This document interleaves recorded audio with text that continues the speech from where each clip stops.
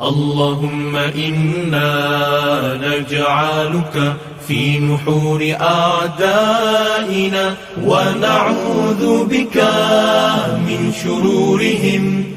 اللهم بدد شملهم وفرق جمعهم وشتت كلماتهم وزلزل أقدامهم وسلط عليهم كلبا من كلابك يا قهار يا جبار يا منتقم يا الله يا الله يا الله. اللهم يا منزل الكتاب يا مجري السحاب يا هازم الأحزاب اهزمهم اهزمهم اهزمهم وانصرنا عليهم. Ya Allah, kami letakkan kamu di batang leher musuh-musuh kami, dan kami berlindung denganmu dari kejahatan mereka. Ya Allah, hancurkan kumpulan mereka. Ya Allah, pecahkan pakatan mereka. Ya Allah, leburkan pendirian mereka.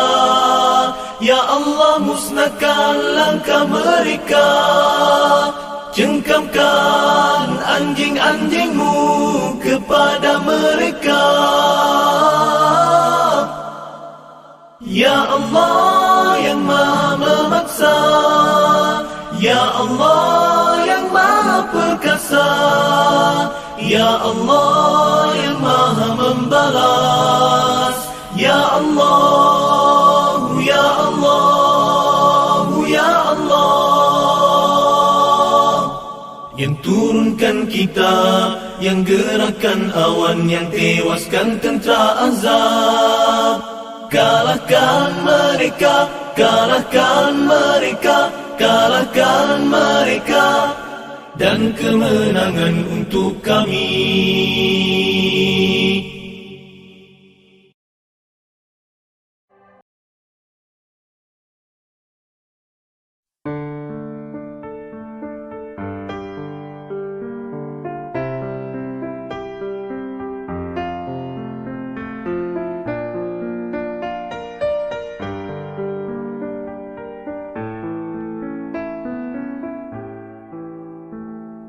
جينا نعيدكم بالعيد بنسألكم ليش ما في عنا الأعياد ولا زينة يا على أرضي محروقة أرضي حرية مسروقة سمانا عم تحلم عم تسأل الأيام وين الشمس الحلوة ورفوف الحمام يا على أرضي محروقة أرضي حرية مسروقة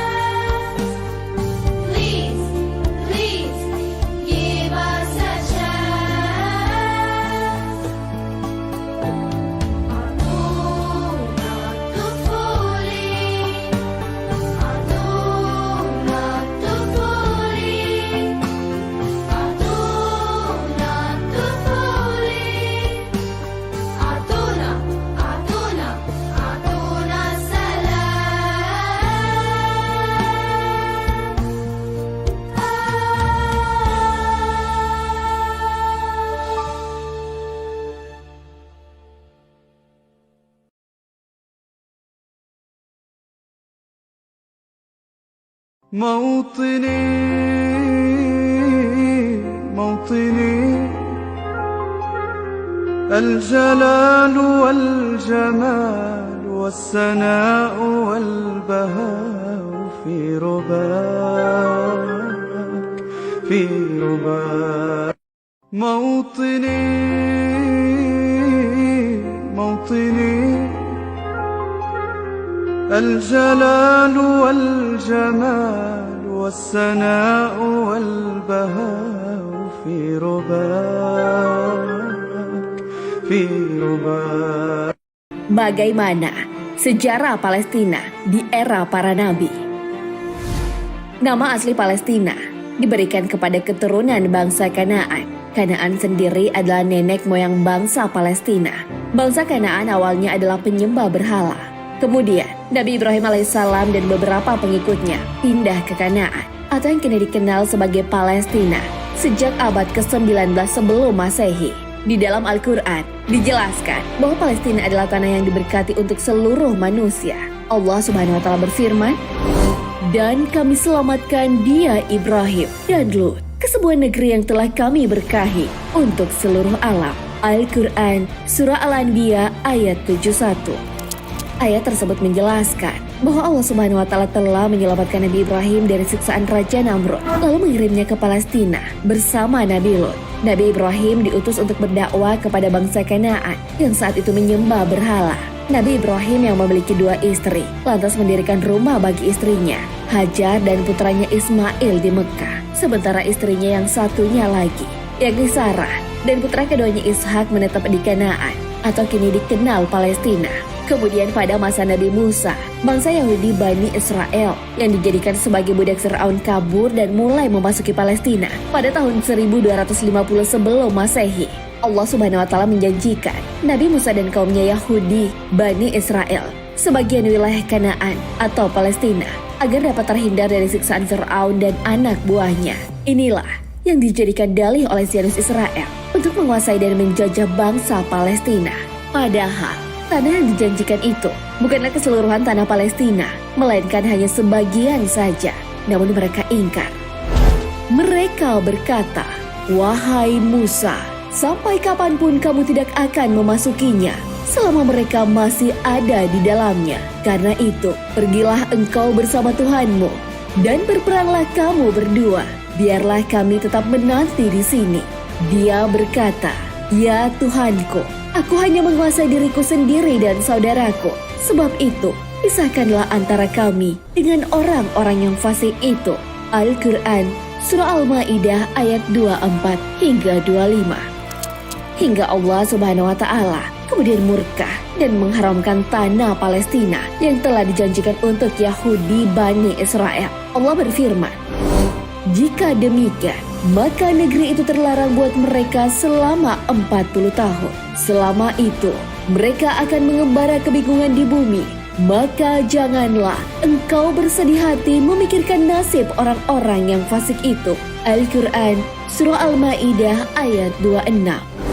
Allah Subhanahu wa Ta'ala di dalam Al-Quran juga telah menjelaskan bahwa keturunan dari Bani Israel akan melakukan kerusakan untuk kedua kalinya di bumi tersebut. Allah Subhanahu wa Ta'ala berfirman, "Dan kami tetapkan Bani Israel dalam kitab itu.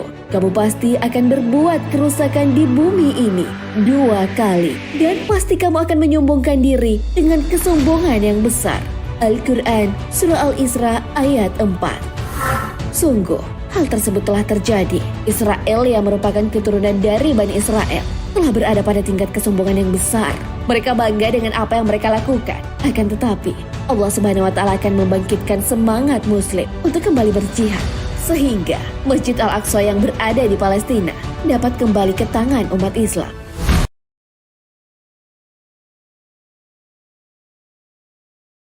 Pernah gak sih kamu ngerasa deket banget sama seseorang karena punya nasib yang sama? Nah, inilah yang terjadi antara Indonesia dan Palestina. Karena sama-sama pernah dijajah, Soekarno pernah bilang kalau Indonesia akan terus mendukung Palestina merdeka. Itu dulu, bagaimana sekarang?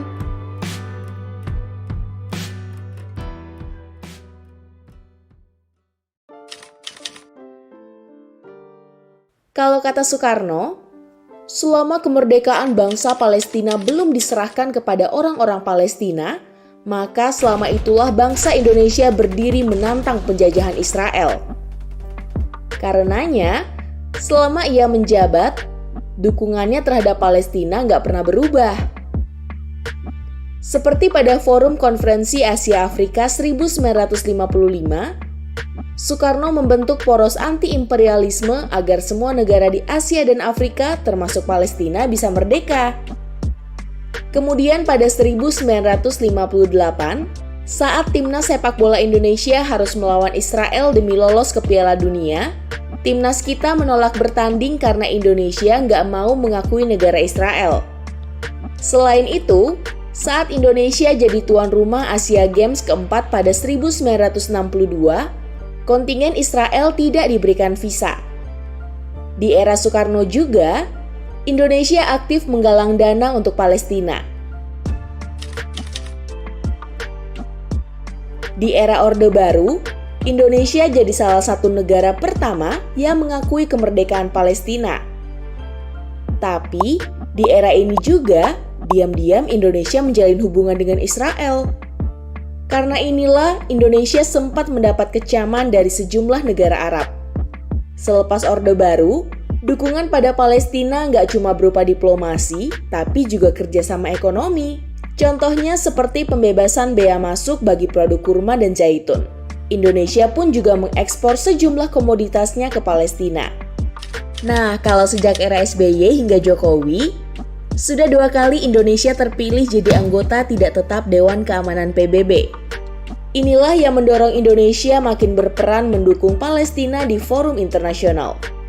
Misalnya, ketika Israel berniat menjadikan Yerusalem Timur sebagai ibu kota, Indonesia langsung menggalang dukungan terhadap Palestina di OKI. Dukungan tersebut berupa bantuan kemanusiaan dan peningkatan kapasitas kerjasama ekonomi. Selama bertahun-tahun, kucuran bantuan Indonesia kepada Palestina tidak pernah berhenti. Tapi faktanya, hal itu belum banyak berarti bagi konflik yang belum juga terhenti. Kalau menurutmu, dukungan apa lagi yang harus kita berikan kepada Palestina?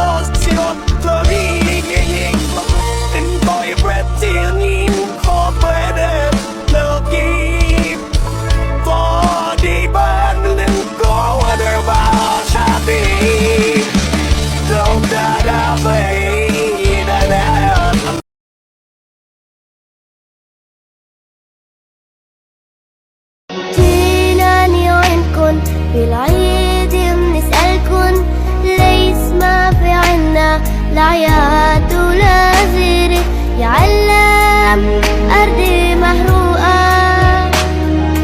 أرضي هري مشروقة جيناني وينكن أنا بخاف لأنه هذا امتحان من رب العالمين بيعرفنا مسلمين عم بيمتحننا عم بيشوفنا عم نتحمل ولا لا. وانت تحملتي ولا لا؟ صار ديني.